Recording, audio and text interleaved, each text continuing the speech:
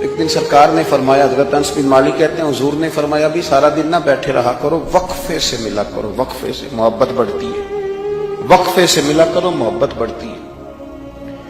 کہتے ہیں حضرت ابو بکر صدیق بھی قریب بیٹھے تھے، وہ بھی سن رہے تھے۔ ظہر سے پہلے بات ہوئی تو حضرت صدیق اکبر ظہر میں آئے، نماز پڑھی اور چلے گئے، عصر میں آئے، نماز پڑھی اور چلے گئے، مغرب میں آئے، نماز پڑھی اور حضرت انس بن مالک کہتے ہیں ظہر کے بعد بھی حضور نے پوچھا ابو بکر نہیں آئے؟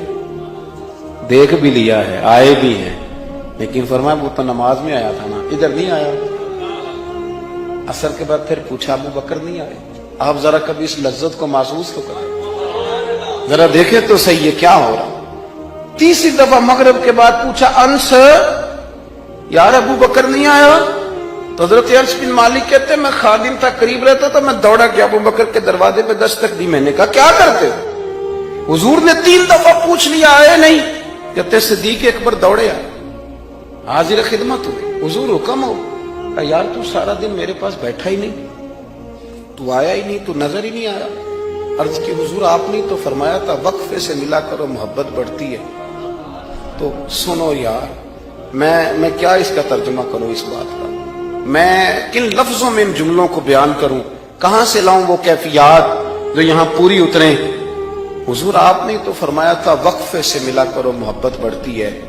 تو محبوب کی آنکھوں میں آنسو چمک آئے، فرمایا ابو بکر کہا تھا پر تجھے تو نہیں نہ کہا تھا، اور یار کہا تھا کچھ لوگوں سے، تجھے تھوڑی کہا تھا تو نہ جایا کر، تو یہیں رہا کر، تو رہا کر یار، تو رہتا ہے تو میرا دل لگا رہتا ہے۔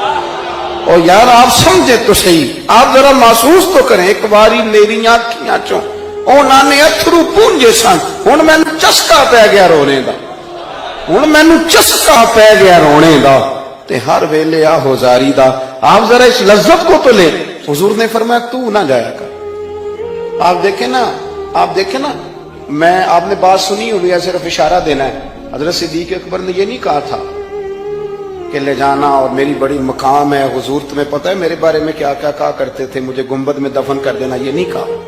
پر میں لے جانا، دروازے پہ رکھ دینا، اگر دروازہ کھول دے، انہوں نے خالی دروازہ کھولنے کی بات کی تھی، تفسیر کبیر ساری پڑھ لینا، اگر دروازہ کھول جائے تو دفن کرنا، ورنہ جنت البقیع میں، فرمایا میں اس پہ بھی راضی ہوں، جنت البقیع میں دفن کر دینا۔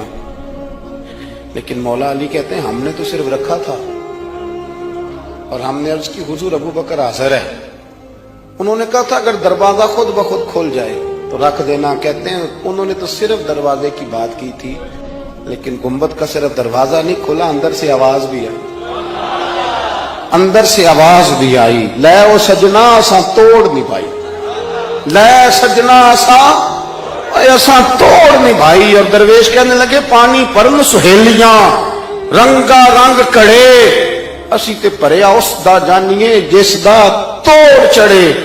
آواز آئی دیر نہ کرو، حبیب کو حبیب کے ساتھ ملا دو، لاؤ قریب کرو۔ جتنا قریب رہے قربت بڑی، پیار بڑا، بات سمیٹنے لگاؤں، ادب بھی بڑا۔ اور پتہ کس طرح ادب کرتے تھے؟ حضور صلی اللہ علیہ وسلم تشریف لے گئے ایک کافر قبیلے کی صلح کرانے، فرمایا دیر سے آیا تو اثر پڑھا لینا۔ صحابہ کو پتا تھا کہ جب حضور نہیں ہوں گے تو جماعت کون کرائے گا۔ حضرت بلال نے اقامت پڑھی، صدیق اکبر نماز پڑھانے لگے، حضور تشریف لے آئے، لوگوں نے ہاتھ پہ ہاتھ مار کے حضرت صدیق کو بتایا کہ آ گئے ہیں حضور۔ اللہ کے محبوب کے لیے رستہ بن گیا، نماز کے بیچ میں رستہ بن رہا ہے، صفیں توڑ رہے ہیں صحابہ، حضور کو رستہ دے رہے ہیں، صفیں ٹوٹتی رہی پر نماز کسی کی بھی نہیں ٹوٹی، صفیں ٹوٹتی رہی نماز نہیں ٹوٹی۔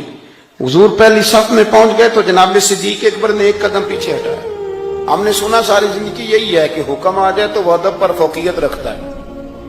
ایک قدم حضرت صدیق اکبر نے پیچھے ہٹایا تو حضور نے فرمایا ابو بکر نماز پڑھاؤ۔ انہوں نے ایک اور پیچھے ہٹایا، ابو بکر نماز پڑھاؤ۔ تیسری دفعہ نا حضور نے پھر حکم دیا تو وہ پچھلی صف میں آ گئے، وہ دور بیٹھے تھے خواجہ غلام فرید، وہ کوٹ مٹھن میں، کہنے لگے نماز پڑھا کہ میں تیں وال ویکھاں، نماز پڑھا کہ میں تیں وال ویکھاں، مینوں کعبہ بھول گیا آئی، بھول گئیاں نی سب سوم سلاتا اکو یار دا فکر پہ آئی نماز پڑھا کہ میں تیں ول دیکھا اور اقبال کہنے لگے اذان تو ازل سے تیرے عشق کا ترانہ بنو اور یہ نماز تو اس کے نظارے کا ایک بہانہ بن نماز پڑھا کہ میں تیں ول دیکھا انتقابہ بھول گیا نبی پاک صلی اللہ علیہ وسلم اگلی صف میں کھڑے ہوئے مصلی پہ جماعت کرائی نماز کے بعد حضور نے نا مسکرا کے پوچھا ابو بکر میں نے 3 دفعہ کہا تھا کیوں نہیں نماز پڑھائی پھر بھی لفظ کوئی نہیں جملہ کوئی نہیں اتحیات کی حالت میں بیٹھے تھے تو ہاتھ باندھ دیا کیا جملے کہے کیا شان ہے کہنے لگے حضور اب ابو قحافہ کے بیٹے کی اتنی ضرورت بھی نہیں کہ مدینے والے رسول کو جماعت کرائے اتنا